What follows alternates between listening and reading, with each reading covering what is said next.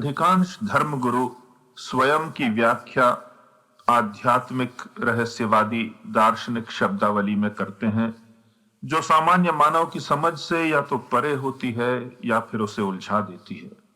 प्रभु यीशु अपनी बात बड़ी सीधी सादी भाषा में करते थे, जो जन सामान्य समझ सके, जन साधारण समझ सके। उनकी दृष्टि में परमेश्वर मात्र दार्शनिकों के लिए ही नहीं, जन सामान्य के लिए भी है। उनका स्वयं के विषय में एक अत्यंत सामान्य सा लगने वाला कथन यूहन्ना 7:35 में वर्णित है, जहां वे कहते हैं, जीवन की रोटी मैं हूं। कभी मैं भूखा होता हूं तो एक शक्तिहीनता का अनुभव होता है। मस्तिष्क में रूखेपन और खीज और चिड़चिड़ाहट का अनुभव होता है। फिर जब रोटी प्राप्त हो जाती है, भूख तृप्त हो जाती है, तो फिर से संतुष्ट, स्वस्थ, उल्लासपूर्ण स्थिति में आ जाता हूं। रोटी मुझे शक्ति प्रदान करती है। तो यीशु कहते हैं, जीवन की रोटी मैं हूं। मुझे जब तुम स्वीकार करोगे, मुझे ग्रहण करोगे, तो तुम्हारी भूख की तृप्ति होगी, तुम में शक्ति संचारित होगी, तुम समर्थ बनोगे। मेरी शक्ति जब जब तुम में प्रवाहित होगी, समाहित होगी, तब सामर्थ्य से तुम परिपूर्ण होगे। कुछ लोग यीशु के बड़े प्रशंसक हैं, उनकी शिक्षाओं को बहुमूल्य मानते हैं, किंतु वे जानते नहीं कि मात्र प्रशंसा पर्याप्त नहीं। आप भोजन की प्रशंसा करते रहिए, जब तक आप भोजन को ग्रहण नहीं करेंगे, आपको शक्ति नहीं मिलेगी। यीशु की पूजा से, प्रशंसा से, स्तुति से कुछ होगा नहीं, निर्बल ही बने रहेंगे। यीशु को ग्रहण करना पड़ेगा। वही है जीवन की रोटी, जीवंत रोटी। रोटी की मात्र प्रशंसा बस नहीं, उसे ग्रहण करना आवश्यक है। यीशु ने कहा, जो मुझे हे प्रभु कहते हैं, वे स्वर्ग के राज्य में प्रवेश न करेंगे, परंतु वे जो मेरी आज्ञाओं का पालन करते हैं। यीशु के इस कथन में कि वे जीवन की रोटी हैं, एक अन्य बात भी निहित है कि मानव की आत्मिक भूख, आध्यात्मिक क्षुधा संतुष्ट होगी तो यीशु से। यीशु कहते हैं, मैं जीवन की रोटी हूं। जो मेरे पास आएगा वो कभी भूखा ना होगा, और जो मुझ पर विश्वास करेगा वो कभी प्यासा ना होगा। वास्तव में मनुष्य इतना महान है कि तिनकों से पेट भरेगा नहीं उसका।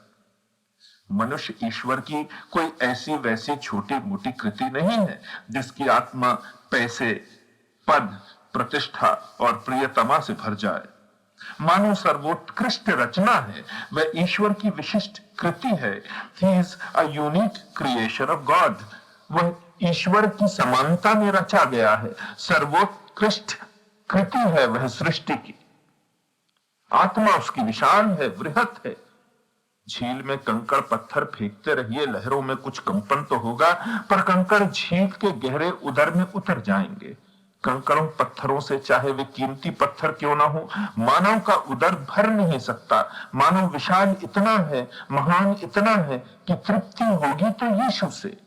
वही जीवन की रोटी है, जिससे जीवन की भूख, जीवन की क्षुधा शांत हो सकती है।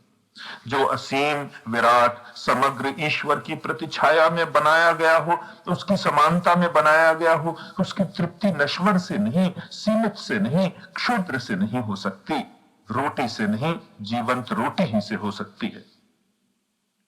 यदि यीशु से तृप्ति अनंत है, तो फिर प्रभु की प्रार्थना में प्रतिदिन की रोटी क्यों मांगी जाती है? यदि यीशु का कथन, जो मेरे पास आएगा वो कभी भूखा ना होगा, सत्य है, तो प्रतिदिन का मांगना क्यों आवश्यक है? प्रतिदिन मांगना इसलिए आवश्यक है कि हम प्रतिदिन परिवर्तित हैं, बदलते हैं। प्रतिदिन हमें नई सामर्थ्य चाहिए अपने नए मनुष्यत्व के लिए, परिवर्तित व्यक्तित्व के लिए। कल मैंने ईश्वर से प्रार्थना की, यीशु की शक्ति, उसकी जीवंत रोटी ग्रहण की। उसी के बाद एक पत्र आया परम मित्र का। उन्होंने लिखा कि किसी व्यक्ति ने उन्हें मेरे विरुद्ध 2 पत्र लिखे, बहुत गंदे, झूठे, कड़वे। मैंने ये सुना तो मन में एक अवसाद सा भर गया। पत्र पढ़ने के 2 क्षणों में, भले ही कुछ अंशों में, मैं परिवर्तित हो गया। मन में कुछ कड़वाहट भर गई, कुछ अवसाद, कुछ पीड़ा। किसी के प्रति खिन्नता, क्रोध भी तो हमें निर्बल करता है। अनुभव हुआ कि इस क्रोध निर्बलता को दूर करने के लिए फिर आत्मिक रोटी की आवश्यकता होगी, आत्मिक सामर्थ्य की आवश्यकता होगी, फिर प्रभु के सानिध्य की आवश्यकता होगी। इन दुर्भावनापूर्ण पत्रों से जीवन में जो नकारात्मक प्रवृत्तियां जागी हैं, उनका उपचार फिर चाहिए। पुनः जीवन की रोटी चाहिए। रोटी सदा चाहिए, सतत चाहिए, क्योंकि आवश्यकता सतत है, प्रहार सतत है, परिवर्तन सतत है, हमारी निर्बलता सतत है। दिन भर के अनुभव हमें बदलते जाते हैं।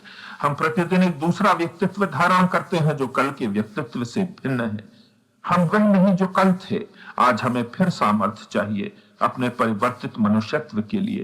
रोज रोज अनुभवों की, शब्दों की, क्रियाओं और प्रतिक्रियाओं की धूल जो आत्मा के दर्पण पर जमती जाती है, उसे साफ करना जरूरी है। इस जीवन की रोटी का प्रभाव पैराडॉक्सिकल भी है, विरोधाभासी भी है। यह जीवन की रोटी तृप्त तो करती है, किंतु यह भूख को जागृत भी करती है और बढ़ाती भी है। किसी अन्य से यह भूख मिटेगी नहीं, किंतु यीशु को पूर्णतः आत्मसात करने की क्षुधा यह बढ़ाएगी भी।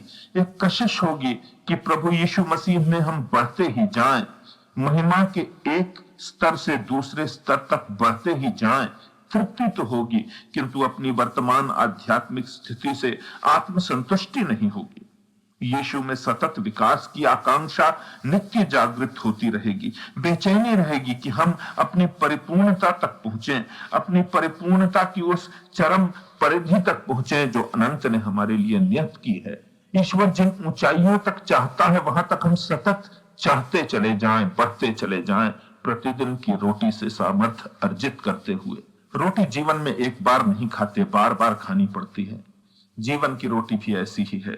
कदम कदम पर चाहिए, प्रतिदिन चाहिए, एक एक पग के लिए प्रकाश चाहिए, सामर्थ्य चाहिए। यह यीशु से प्राप्त है। ईश्वर का अद्भुत उपाय भी है। सतत निर्भरता बनी रहे, प्रभु की आवश्यकता बनी रहे, दृष्टि उस पर लगी रहे। वो हर कदम का, हर क्षण का, हर श्वास का, हर धड़कन का प्रभु बना रहे।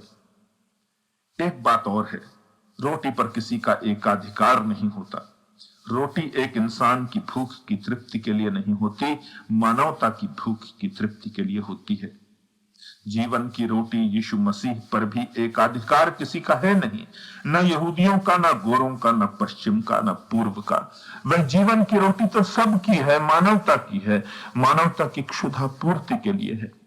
जो लोग सोचते हैं कि यीशु पश्चिम के हैं, उन्होंने यीशु को कभी जाना ही नहीं, कभी पहचाना नहीं।